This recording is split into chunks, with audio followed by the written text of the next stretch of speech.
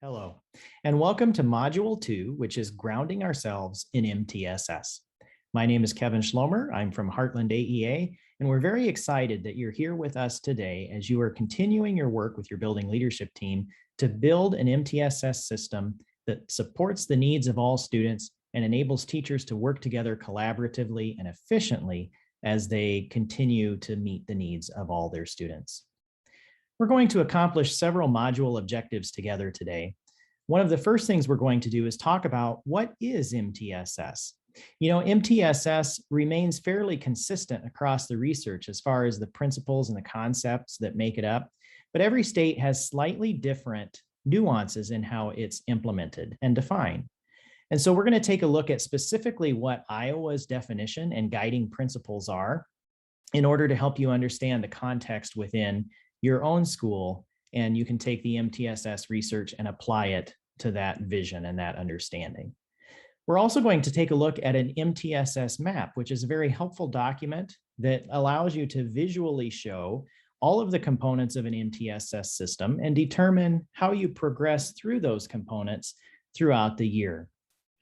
We're going to make some connections to previous work that some of you have done before. Some of you did work in the past with instructional decision-making or response to intervention. And we're going to talk about how MTSS builds upon that work, which was a very important foundation for MTSS, but it's not exactly the same thing. But it did do some very important foundational work that we will unpack and talk about. And then we're going to make some connections to other resources that are there to help you with your MTSS work. Things like Iowa's School Improvement Model, which is sometimes called the Atomic Flower, the Collaborative Inquiry Questions, the Self-Assessment of MTSS Implementation, or the SAMI, and various problem-solving models as well.